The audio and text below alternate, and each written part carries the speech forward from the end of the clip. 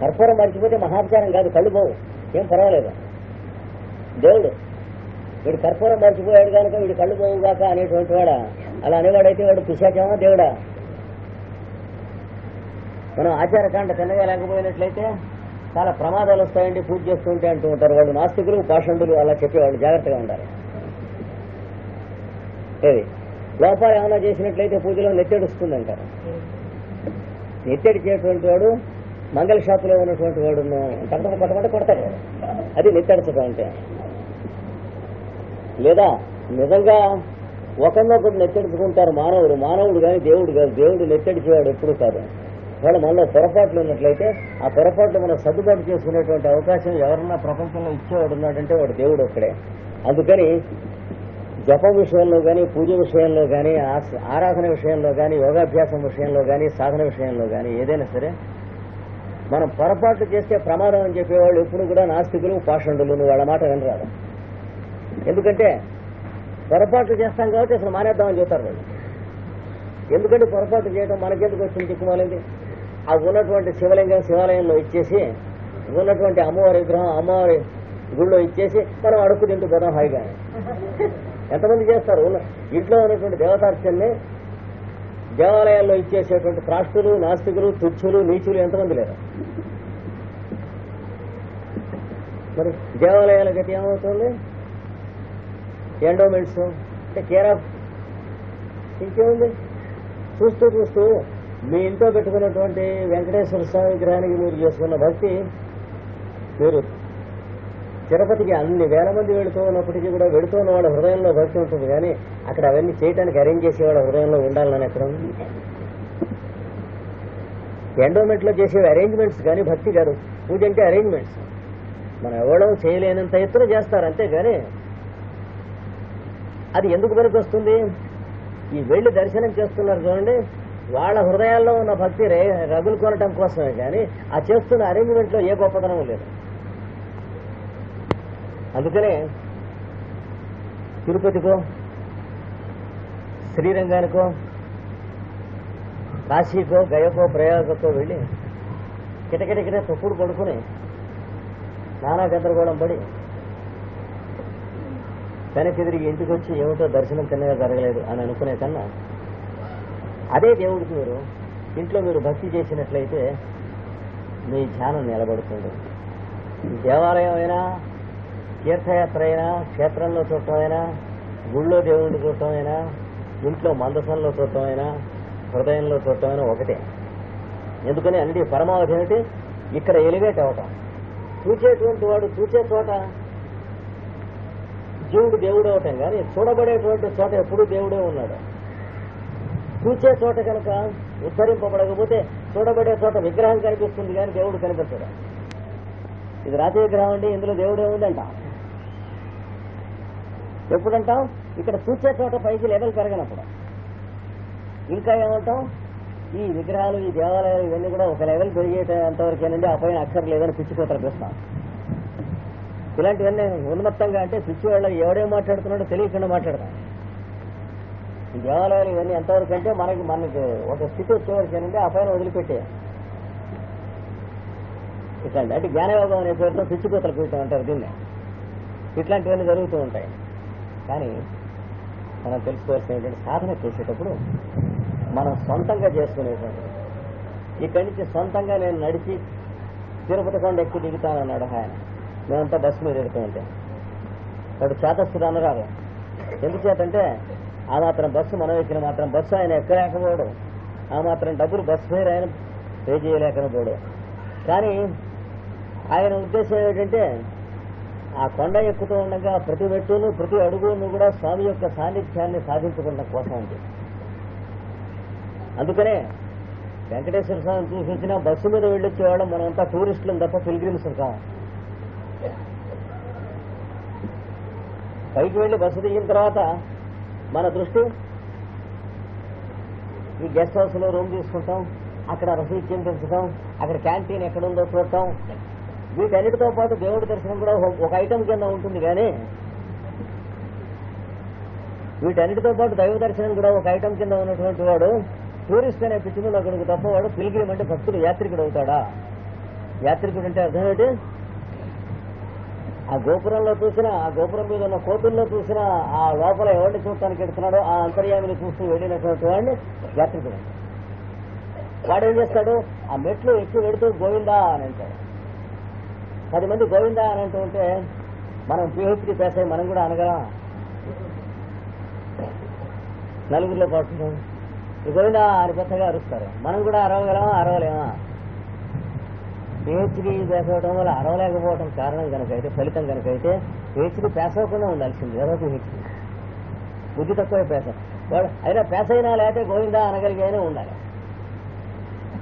తిరుపతిలో జుట్టు ఇచ్చేసి టోపీలు తలకాయ దాచుకుంటాం అనేటువంటి అపోసత్వం ఉంటుంది. జుట్టు ఇవ్వకుండా ఉండాలి. తనకి ఇచ్చినట్లయితే ఇక్కడికి వచ్చి కాలేజీలో కానీ ఆఫీస్ కానీ అక్కడ చేయించుకొచ్చిన గుండుతో ఆఫీస్కి వెళ్ళగలిగానే ఉండాలి. అది లేనివాడు అనవసరం. అంటే తాను చుట్టుపక్కల చూస్తూ ఉంటే తన గుండెను చూసి ఎగతాళి చేస్తున్న వాళ్ళు ఉన్నారా? వాళ్ళల్లో తను చూసినటువంటి వెంకటేశ్వర స్వామి ఉన్నాడా? తాను చూసిన వెంకటేశ్వర స్వామి కనుక ఉంటే తిరుపతి వెళ్ళి రావడం అనేది యాత్ర అవుతుంది, లేకపోతే ఉట్టి వేస్ట్ అవుతుంది. ఏదో పేపర్ కరెక్షన్కి వెళ్ళిరారు తిరుపతి యూనివర్సిటీ వాళ్ళు, లేదా టీటీడీ ఆఫీసులో పని మీద వెళ్ళిరారు, డిఏ తీసుకుని కనబడతాయి. టీఏ అంటే తాను, డిఏ అంటే డాన్ను, కనబడతా అంటే. మరి కాన్ఫరెన్సెస్ కోసం వెళ్ళినటువంటి వాళ్ళు ఏమండి, అక్కడ సెమినార్స్ కోసం వెళ్ళినటువంటి వాళ్ళు వీళ్ళంతా ఈ స్వామి విగ్రహాలు తోముకుంటాం దగ్గరికి మొదలెట్టేవాడున్నారు. తిరుపతి కొండలో నడిచి ఎక్కి వెళ్ళి నడిచి దిగుతాను. ఎందుకంటే ఎన్ని అడుగులు ఉన్నాయో ఇక్కడి నుంచి అక్కడి వరకు అన్ని మాటలు గోవిందా అని అంటాడు వాడు. ఇది నడిచి వెళ్ళేవాడు. తిరుపతి కొండకి ఎలా వెళ్ళాలో తెలియనటువంటి వాళ్ళమే కదా మనం. వాళ్ళు ఇప్పుడు రోజుకు చాలా మాటలు వెళ్ళొచ్చినా కూడా బస్సులో ఎక్కి మనకు కావాల్సినటువంటి విషయాలు మనం మాట్లాడుకుంటూ ఉంటాం. కానీ గోవిందా అని అనుకునే వాళ్ళు ఎవరైనా ఉన్నా బస్సులో ఎక్కాం కానీ క్యాంటీన్ ఎక్కడ ఉంటుందని అడుగుతాం. పక్క మన కుక్క బుద్ధి సరే మనకు తెలియదు. ఇంకోటి తిరిగిపోయినా ఇంకోటి చెప్పక్కర్లేదు. అర్థం చూసుకుంటే ముద్ర కొట్టిన దగ్గర కనిపిస్తూ ఉంటుంది. అందుకని శ్రద్ధ పెరగాలి. శ్రద్ధ పెరగటం కోసం ఏది నడిచి వెళ్ళి యాత్ర చేసి స్నానం తీసేసారని ఒకటికి, లేదా పుష్కరిణిలో స్నానం చేసి, అంటే చలికాలం కూడానా అండి అన్నారు. ఇంకా మరి మీరు శీతోష్ణ సుఖదుఖాలు ద్వంద్వాలు దాటడం కోతలు ఎందుకండి? గుడ్డు కొట్టించుకుని చలిలో పుష్కరిణిలో స్నానం చేసి స్వామిని చూసి వస్తే, మామూలుగా సరదాగా స్వామిని అలాగా బస్సు దిగి రూములో వేడి నీళ్ళు స్నానం చేసి మంచి గుడ్డలు కట్టుకుని వెళ్ళి స్వామిని ఒక్క మాట ఊరికి క్యాజువల్గా చూసి వచ్చిన దానికి దీనికి చాలా తేడా. మనమంతా విగ్రహాలు చూసేవాళ్ళం, గోపురాలు చూసేవాళ్ళం, గోడలు చూసేవాళ్ళం తప్ప స్వామిని చూసేవాళ్ళం కాదు. స్వామిని చూసేటువంటి వాడు ఎప్పుడు వాడి పద్ధతి వేరుగా ఉంటుంది. కావాలంటే వాడి మొహాన్ని ఇంత డబ్బు బారేస్తాం. ఏది క్యూలో నుంచుంటానికి మన టైం లేదు కనుక, ఓపిక లేదు కనుక స్వామి మొహాన్ని కావాలంటే ఖరీదు ఎంతో చెప్పాం, అది ఆ ఖరీదు వాడి మొహాన్ని కొడతాం. అంటే బరి గట్టిగానండి. 1000 రూపాయలు అన్నారు ఏది దర్శనం చేయించడానికి. వెంటనే అలా ఏడవరా అని స్వామిని అడుగుతాం. అంటే ప్యూర్లీ కమర్షియల్ ఫెలో తుక్కు సరుకు అన్నమాట మనం. అలాంటి స్థితి దగ్గర నుంచి అలాంటి వాడు తిరుపతి వెళ్ళినా ఒకటే, రామేశ్వరం వెళ్ళినా ఒకటే, ఎక్కడికి వెళ్ళినా ఒకటే, బృందావనం వెళ్ళినా ఒకటే, గయా ట్రైన్లో వీడు ఎక్కడ కాలుదారితే గయా అంటాడు.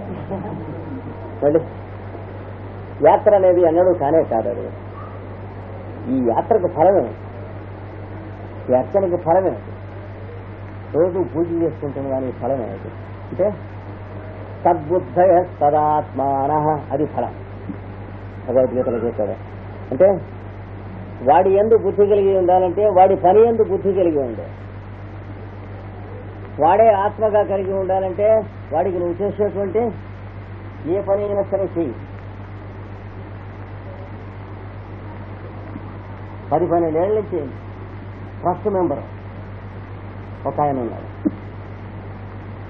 కావాలంటే నేను ట్రస్ట్కి 10 రూపాయలు ఇస్తానన్నాడు, లేకపోతే 100 రూపాయలు ఇస్తాను, 1000 రూపాయలు ఇస్తాను. దేవుడి గారిని అడిగినట్టు ఇక్కడ 10 మంది మందులు కొడుతున్నారు. మీరు కూడా కడతారంటే మనకి అలాంటి పిచ్చి పనులు చేతగా ఉండాలి. Two aristocracy to be good అంతే. మనం అట్లాంటివి ఎప్పుడు చేయలేదు, చేయము.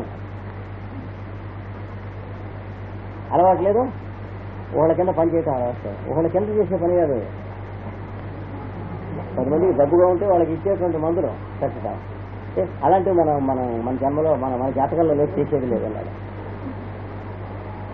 మరి రాజులుగా చెప్పాడు సమస్య నియోగులుగా. మరి ఎందుకంటే మీరు 50 రూపాయలు 100 రూపాయలు ట్రస్ట్కి ఇస్తా అన్నారు, వేస్ట్ కదా. పైగా అది గుర్తుకుని మీ పోటీ పవిత్రమైనటువంటి వాళ్ళు తల 10 రూపాయలు వేసుకుని ఏదైనా పని చేయడానికి ట్రస్ట్కి కట్టుంటే దాంట్లో పడేస్తే ఏమవుతుంది? కుంటెడు పాలలో ఒక నిమ్మకాయ బొట్టు పెట్టినట్టే ఆ డబ్బు ఇందులో పడేస్తారు.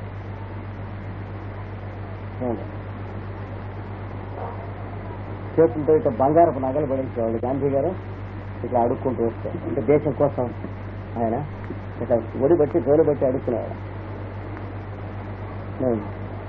బెదవాళ్ళ మేము నుంచున్నగా 5 రూపాయలు పడేసేది. ఒకడు ఆ రోజుల్లో కానీ పడేశాడు. ఎవడు అంత తక్కువ పడేది వాడితో.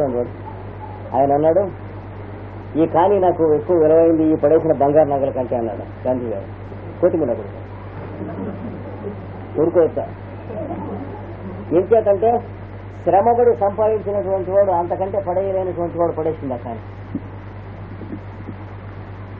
అందుకని I remember this more than the other things అన్నాడు. సీతారామ యతీంద్రుల వారు భిక్ష చేస్తూ వెళుతూ ఉంటే ఒక చెప్పులు కుట్టుకుంటున్నటువంటి ఒక హరిజనుడు, నేను వేయేస్తున్నాను, నువ్వు వేయటానికి నాయన ఇదంతాను, మిగతా వాళ్ళు మేము వేసేది దంబాచారం కింద లెక్క అంటే. వాడంతా ఆ రోజున వచ్చింది అప్పుడే మొదలెట్టాడు. కొట్టు తీసాడు, 5 పైసలు వచ్చింది. 5 పైసలు వేస్తాను. ఈ 5 పైసలను నువ్వు చేత్తో పని చేసి సంపాదించింది కనుక ఇది మిగిలిన దానికన్నా విలువైంది అన్నాడు ఆయన.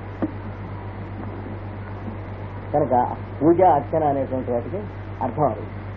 అంటే మనలో ఒక రకమైనటువంటి మార్పు రావటానికి ఆచరించేటువంటి కర్మ కానీ వాక్ సంబంధమైనటువంటిది కానీ జ్ఞాన సంబంధం అంటే మనోవాక్కాయ కర్మలలో ఏదైనా సరే, మూడింట్లో అయినా సరే మనలో మార్పును తేవటం అనేటువంటిది ముఖ్యం. ఇవన్నీ ఎగ్గొట్టి మాది జ్ఞానయోగం లేంట కోసం కదా. పూజ చేస్తారంటే మేము మానస పూజ చేస్తాం. భోజనం మానసంగా ఎందుకు పూజ చేసి తనే వెళ్ళాక భోజనం భౌతికంగా చేస్తాం, పూజ మానసంగా చేస్తాం.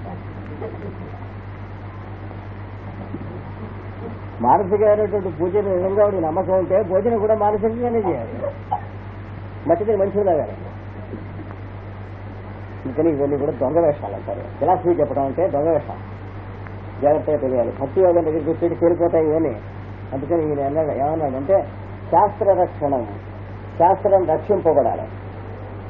ఎన్నాళ్ళ నుంచి చేస్తున్నారండి మీరు పూజ అంటే 25 ఏళ్ళ నుంచి చేస్తున్నానండి. ఇది చేయకుండా ఉంటే మీకు ఏమవుతుంది? ఏమవదు. 25 ఏళ్ళు ఎక్కర్లేదు.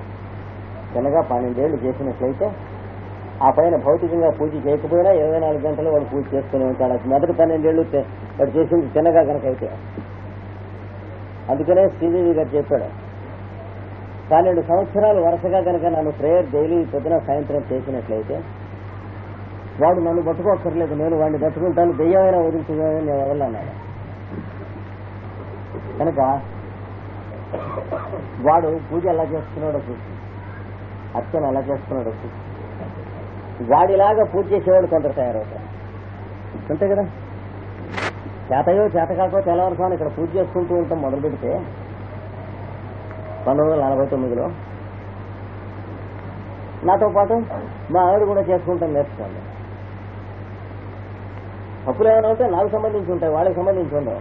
ఇంతలోకే వాడు ఎవడో ఒకడు పుట్టాడు, వాడు మొదలెట్టి నేర్చుకున్నాడు. ఇంకోడు పుట్టాడు, వాడు నేర్చుకున్నాడు. ఇలాగ 6 పుట్టారు, 6 నేర్చుకున్నారు. ఈ 6 నేర్చుకుని చేస్తుంటే చుట్టుపక్కల ఎవరో కొంతమంది నేర్చుకున్నారు, వాళ్ళు నేర్చుకున్నారు, వీళ్ళు నేర్చుకున్నారు. మీరు నేర్చుకున్నారు, మీరు నేర్చుకుంటే మీ ఇంట్లో ఉన్నటువంటి వాళ్ళు నేర్చుకున్నారు. ఇది పద్ధతి అన్నారు. దీన్ని ఏమంటారు? శాస్త్ర రక్షణ అని అంటారు.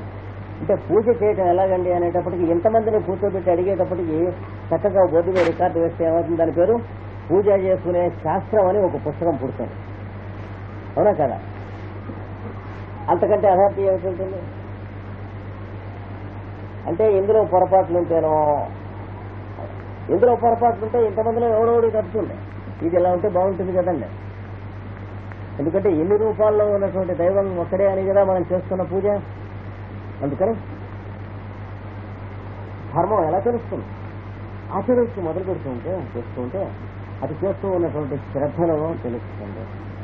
ఆచార ప్రభో ధర్మ, ఆచారము నుండి ప్రభవిస్తుంది ధర్మం, బయటికి వ్యక్తం అవుతుంది. లేదా ఆచారము దేని నుండి ప్రభవిస్తుందో అది కూడా ధర్మం. అంటే ఆచరణ చేద్దామని మీకు అనిపించడం మీ హృదయంలో ధర్మం ఉండటం వల్ల, ఆచరిస్తూ ఉంటే మీ ఆచరణలోంచి బయటికి మిగతా వాళ్ళకి కనిపించేట్టు వ్యక్తం అయ్యేది కూడా ధర్మం. ధర్మస్య ప్రభురచ్యుత. అప్పుడు ఈ సమస్త ధర్మానికి కూడా పూజ అంటే ఎలా చేయాలి అంటే ముందు పొద్దునే లేవాలి. బ్రాహ్మీ ముహూర్తే ఉచ్చేత ధర్మార్థౌచాను చింతయేత్ కాయక్లేశాంశతన్మూలాన్ వేదతత్వార్థమేవచ అని మొదలెడతాడు. అంటే బ్రాహ్మీ ముహూర్తంలో లేవాలి. సూర్యోదయానికి ముందు ఒక 2:30 గడియల ముందు లేవాలి. తెల్లవారుతామన లేచి కాయక్లేశములు అంటే శరీరానికి ఉన్నటువంటి బాధలేమిటో ఒకటి చూసుకోవాలి. ఆరోగ్యంలో ఉండడం మొదలైనటువంటిది. తర్వాత తన మూలాన్ని, వాటి కారణాలు, మనం చేస్తున్న అపచారాలు ఏమిటి, ఆహారం మొదలైనటువంటి వాటికి ఒక మాట చూసుకోవాలి. ఇది సర్దుబాటు చేసుకోవాలి అని అనుకోవాలి. ఏది ఎవరు నిద్ర లేవకముందుకు ఇంకా. అప్పుడు వేదతత్వార్థం మనస్సులో, వేదము అనేటువంటి సృష్టిలో దేవుడు అనేటువంటి వాడు అంతర్యామిగా ఉన్నాడు అని ఒక మాట నమస్కారం చేసుకోవాలి. వేదతత్వార్థమేవచ. ఆ తర్వాత ఏం చేయాలి? అప్పుడు లేచి మైత్రం ప్రసాదనం స్నానం దంతధావన మంచనం, ఒంటికి సౌరు రాసుకుంటాం. మైత్రం అంటే స్నేహము, మిత్రము అనే మాటకి సౌర అర్థం మొదట, తర్వాత అంటుకుంటుంది కాబట్టి మిగతా అర్థాల్లో వచ్చింది. మైత్రం అంటే సౌరు రాయటం, ప్రసాదనం అంటే మాలిష్ చేసుకుంటాం. ఇంకోటి చేత చేయించడం కాకుండా తనకు తాను చేసుకోవాలి. ఆరోగ్యం ఉండే పరిస్థితులు చెప్పాడు. అవన్నీ అయిన తర్వాత వచ్చి సంధ్య అవుతున్నటువంటి సమయంలో వచ్చి కూర్చోండి. సంధ్యావందనం కావాలంటే ఇలా చేసుకోండి, ఇది దీని పద్ధతి అని చెప్పారు పెద్దలు. వాడికి ఎవడు చెప్పాడండి? ఏమీలే రహస్యం. ఎవరిని అడగకుండా మీరు పూజ చేయడం మొదలెట్టండి మీ ఇష్టం వచ్చినటువంటి విధానంలో. ఒక 10 ఏళ్ళు అయ్యేటప్పటికి మీది ఒక విధానంగా అవతరిస్తుంది. ఎందుకని? మీతో పాటు మీ భార్య పిల్లలు, మీ చుట్టుపక్కల వాళ్ళు, భార్య పిల్లల దగ్గర గతినైన వాళ్ళు అయితే శిష్యులు, మీరు కూడా చేయండి అని అడగటానికి గుండెలు లేని వాళ్ళు ఉన్నారు. భర్తను నువ్వు చేసే కాలే అంటారు. అంటే గ్రాడ్యుయేట్ అయిన భార్యలు, పోస్ట్ గ్రాడ్యుయేట్ అయిన భార్యలు ఎక్కువ భక్తరు. అది కాక అవి తీసి పక్కన పెట్టగా మీరు చేస్తున్నటువంటిది ఒక 10 ఏళ్ళు అయ్యేటప్పటికి కనీసం 10 పదులు 100 మంది చేస్తారు. చేస్తూ ఉండేటప్పుడు గుహుడు రాముడిని ఎలా అర్చించారు, శబరి ఎలా అర్చించింది, కేశవాయనమో నారాయణమో అందే అది వస్తాయి ఇవన్నీ. అంటే దేవుడు సంస్కృతంలోనే పిలిస్తేనే పలుకుతాడా? కేశవాయ అంటే కేశవుని కొరకు సంస్కృతం, నమః అంటే నమస్కారం, ఇట్లా అంతేనా? ఏదో ఇంగ్లీష్లో మాట్లాడితే తప్ప ప్రిన్సిపాల్ మాట్లాడ్డాను వాడి కర్మ. అలాగా సంస్కృతంలో పిలిస్తేనే దేవుడు పలుకుతాడు అనేటువంటిది ఏమీ లేదు. మరి సాలిపురుగు తరించింది, ఏనుగు తరించింది. అవి ఏ వేదం చదువుకున్నాయి, ఏ శాస్త్రం చదువుకున్నాయి, చెంచు ఏ మంత్రం ఊహించాయి. ఇది వాడు భక్తి ఆవేశంతో ఎవడన్నా అన్నటువంటి మాటలు తర్వాత మంత్రం లేనివి. కానీ మంత్రములు అనేటువంటివి ఎట్లా వస్తాయి? హృదయాల్లోంచి పుడతాయి, అవతరిస్తాయి. కనుక ఇప్పుడు శాస్త్ర రక్షణ అనేటువంటి మాటకు అర్థం ఏంటంటే, మనం 10 మందిని కలిసి ఇక్కడ కూర్చుని 7 గంటల నుంచి 8:30 వరకు ఏదో చెప్పుకుందాం అనుకున్నాం. 7 గంటల పెద్ద సిద్ధాంతమా అంటే ఏమీ కాదు. అయితే 7 గంటలే ఎందుకు పెట్టారు అని అడుగుతాడు. ఏదో ఒకటి పెట్టాలి కాబట్టి అనేది. ఎందుకంటే వాడు పాషణుడు, వాళ్ళు అడిగే క్వశ్చన్స్ ఉన్నాయి. ఎవరు రాడికల్స్ అంటారు వాళ్ళు. క్వశ్చన్స్ తప్ప వాళ్ళకి ఆన్సర్స్ ఉండవు. అంటే ప్రాబ్లమ్స్ని గబ్బు రేపటం తప్ప సొల్యూషన్స్ ఉండవు వాళ్ళ దగ్గర. 7 గంటలకే ఎందుకు మీరు స్టార్ట్ చేయాలని నేను అడుగుతాను. ఏదో ఒక టైం స్టార్ట్ చేయాలి కనుక 7 గంటలు ఎప్పుడు చేసినా నువ్వు ఆ ప్రశ్న ఏడుస్తావు కనుక అని చెప్పాలి. కాదు 6 గంటలే చేసామనుకోండి, 6 గంటలకే ఎందుకు చేయాలని ఏడవడం ఏమండి. అందుకని మన దగ్గర ఆ గట్టితనం ఉండాలి. ఉండి మనందరం 7 గంటలకి ఇక్కడ స్టార్ట్ చేసాం కనుక మర్నాడు కూడా 7 గంటలకనే అనుకున్నాం. చెప్పక్కర్లేకుండా అందరూ ఒక చోట కూడటం కోసం మనం టైం తీసుకున్నాం. అప్పుడు ఏమైంది, కొన్నాళ్ళు అయ్యేటప్పటికి పతంజలి యోగా క్లాస్ అని ఉంటుందండి ఇక్కడ. అంటే ఒక ప్రోగ్రామ్ అనేది స్థిరపడుతుంది ఇందరి హృదయాల్లోనూ. పూజ అర్చన అనేదానికి అర్థం అది. మనం చేస్తున్నటువంటి పని, చేస్తున్నటువంటి పని, నోటితో చేస్తున్నటువంటి స్తోత్రం, వీటన్నిటిలో కూడాను ఒక హృదయంలో, అందరి హృదయంలో జనార్దనుడు అనేటువంటి వాడు, అంటే అంతర్యామి అనేటువంటి వాడు స్థాపించుకుంటాడు. అది దానికి కారణం. అది ముఖ్యం. కానీ ఇది ఎంత స్తోత్రం చేశారు, ఆయన అష్టోత్తర స్తోత్రం చేశారంటే నేను సహస్రనామం చేస్తానంటే నేను 3 సహస్రనామాలు చేస్తాను, ఇది లెక్కలేదు కాదు. చేస్తాం ఏదైనా ఎటు చేసిన హృదయంలో ఇది చేద్దామని అనిపించేటువంటి సంకల్పం స్వరూపుడుగా ఉన్నటువంటి అంతర్యామి అనే చైతన్యం ఏదైతే ఉన్నదో అది వ్యక్తమై బాగా మనం దాని అందుబాటులోకి వచ్చి దాంట్లోకి మనం ప్రవేశించేటట్టుగా అది వికాసం చెందటం బాగా ధ్యానం చేసుకోవాల్సినటువంటి విషయం. మంచి పని చేద్దామని అనిపిస్తుంది హృదయంలో. అనిపించిన మంచి పని చేస్తున్న కొద్దీ ఏమవుతుంది, ఆ అనిపించడం అనే చోట ఉన్న రహస్యం వ్యక్తం అవుతుంది. వ్యక్తమై ప్రకాశమానం అవుతుంది. ప్రకాశమానమై దాని యందు మనం స్థిరపడతాం. ఇది భక్తి యోగం అంటే. ఎవడెక్కువ భక్తుడు అని ఉండదు, భక్తిలోకి ఎవడు ప్రయాణం చేస్తున్నాడు అని ఉంటుంది. భక్తి స్థితి వీడికి అనుకున్నటువంటి స్థితి వచ్చిన తర్వాత కూడా అదే చేస్తూ ఉండాలి. ఎందుకంటే ఆరుక్షోర్మునేర్యోగం కర్మకారణముచ్యతే యోగారూఢస్యతస్యైవ శవకారణముచ్యతే. పై స్టెప్పులకి ప్రమోషన్లోకి ఎక్కి వెళ్ళటం కోసం ఏ మంచి పనులు అయితే చేస్తున్నావో యోగాభ్యాసంలో, ఆ పనులు కేవలం ఎక్కి వెళ్ళటం కోసం పనికొస్తాయని అనుకోకు. ఎక్కి వెళ్ళాక మానేస్తే అక్కడి నుంచి కింద పట్టడానికి కూడా పనికొస్తాయి. అందుకని ఎక్కిన తర్వాత అక్కడి నుంచి పడకుండా ఉండటం కోసం ఈ పనులను తెలుసుకో. అంటే మొట్టమొదట కర్మాచరణంలో కౌశలం కలగటం కోసం అని చెప్పి చేస్తున్నావు, కర్మ కారణముచ్యతే. కౌశలం కలిగిన తర్వాత శవ కారణముచ్యతే, కర్మ ఉపశమించడం. అంటే అదే పని నువ్వు చేస్తూ ఉండి నీకు అది చేస్తూ ఉన్న కాంప్లెక్స్లన్నీ కూడా నశించడం. అంటే కర్మ నాశం కోసం కర్మ చేయాలి. మొదట కర్మ చేతవటం కోసం కర్మ చేయాలి. సత్కర్మ చేయటం ఎలా చేయాలో చేతవటం కోసం చేయాలి. చేతలైన తర్వాత ఆ కర్మ నశించడం కోసం అదే పని చేయాలి. కర్మ అంటే పని కాదు. ఆ పని చేస్తూ ఉండగా మన బుర్రలో తిరిగే కాంప్లెక్స్లన్నింటినీ కర్మ అంటారు. అది అయిపోయాలి. కర్మనాశం అంటే ఏంటి? పూజ మనం ఎందుకు చేస్తున్నాం దానికోసం బుర్రలో తిరిగేవన్నీ అయిపోవాలి. లేదా వాడెవడో పూజ చేస్తున్నాడు కాబట్టి మనం మొదలెట్టాం, పోనీ మొదలెట్టాం మంచి పని కదా, వాడెవడో చేస్తున్నాడు అనేటువంటి నశించి పూజ కదా. మనస్సులో ఆ తీసేసినటువంటి ఆ కాంపిటీషన్ అనేటువంటి గొడ్డు లక్షణం ఉన్నటువంటి బేస్లీ ఇన్స్టింక్ట్ అది పోయి చేస్తున్నటువంటి మంచి పని. వాడు 10 మందికి మంచినీళ్ళు పోస్తున్నాడు. అలా మా చిన్నప్పట్లో కలివేంద్రాలు ఉండేవి. ఇంకో ఆయన ఏం చేశాడు, మజ్జిగ పోస్తానన్నాడు. వాడెవడు పోయటానికి నేను పోస్తాను చూడండి, వాడికి ఓ బతుకేనా అంటే అన్నాడు. మజ్జిగ పోసి వాడిని ఓ బతుకేనా అనటం జారిపోతుంది, మజ్జిగ పోయటం మిగులుతుంది. ఇది జరగాలి. అంటే గొడ్డు లక్షణాలు నశిస్తాయి. వీడిని మానవత్వంలోకి ఏవైతే ఉద్ధరించినాయో ఆ లక్షణాలు వదిలిపెట్టకుండా అట్లా ఉండాలి. తర్వాత వీడిని చూసి ఇంకోడు, వాడిని చూసి ఇంకోడు, వాడిని చూసి ఇంకోడుని చేస్తూ ఉంటాడు. అది శాస్త్ర రక్షణ అంటే. గృహ సమ్మర్జనము, జరాహరణము, శృంగార పల్యంకిక వహనము. దేవాలయం కడగటం,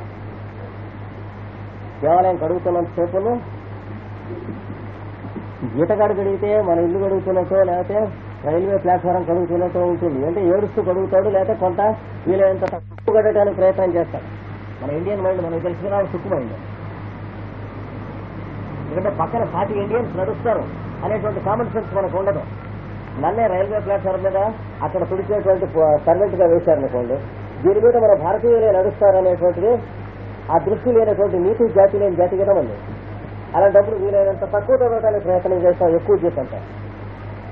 వృత్తిలో అటెండ్ చేస్తున్నావా లేదా భారతీయుగా అంటే మన రక్తంలో ఉంది ఆ పిచ్చి నీకేస్తాం.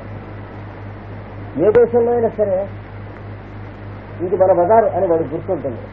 బజార్లో అరటిపండు తొక్కబడేసేటువంటి దేశం ఏ దేశం? మన దేశం అయితే.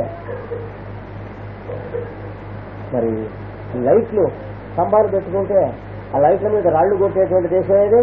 ప్రపంచం మొత్తం మీద మన దేశం ఒకటే. దారిద్ర్యం అంటే ఈ లక్షణంలో నీతిలో జాతికి దారిద్ర్యం కానీ ఇంక దేశంలో లేదు దారిద్ర్యం.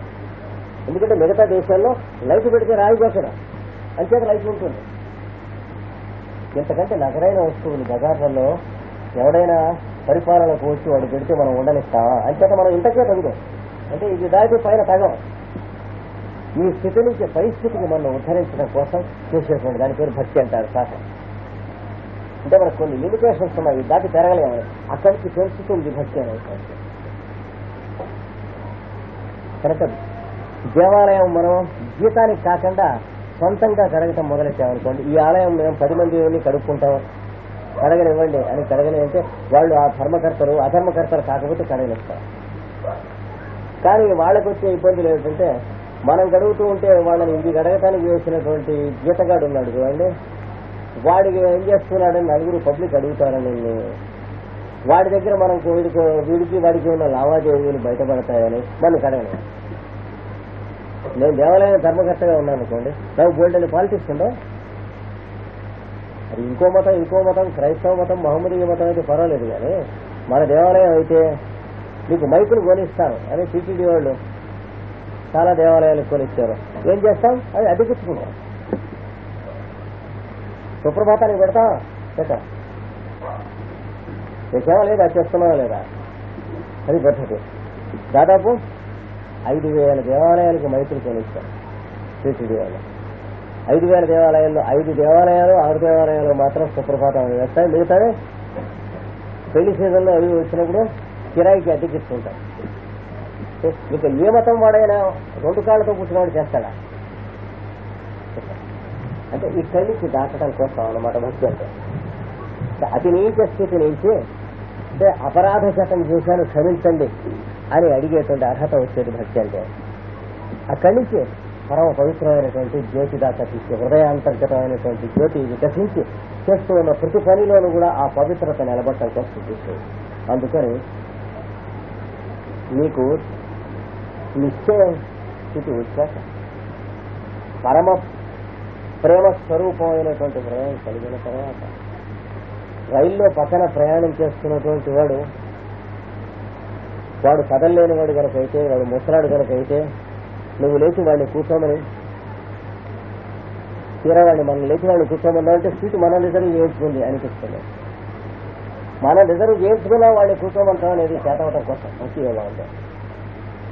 ఇదివరకు రోజుల్లో రిజర్వేషన్ ఉండేది కాదు. అందుకని ఏం చేసేవాళ్ళం, మన ఉత్తరయో మన టోకియో మన గోచో అక్కడ పెట్టుకుని వెళ్ళేవాళ్ళం. మంచినీళ్ళకో కాశీకో వెళ్ళేది. అంటే అర్థం ఇక్కడ ఇంకోటి కూర్చొని రాదు.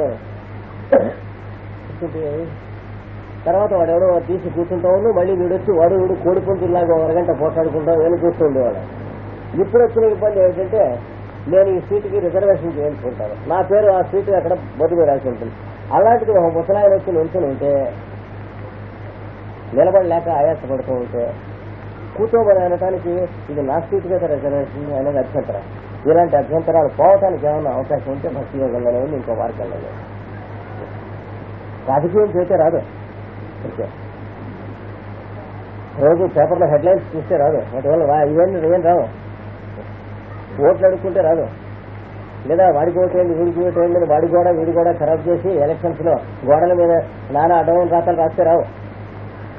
హృదయంలో ఒక రకమైనటువంటి వ్యక్తిగత పరిణామం రావాలి. ఆ వ్యక్తిగత పరిణామం రావాలంటే ఈ అభ్యాసం ఒకటే చెయ్యండి. మీరు పూజ అయినా చేయండి, అర్చన అయినా చేయండి, అర్పణం అయినా చేయండి, లేదా తీర్థయాత్ర అయినా చేయండి,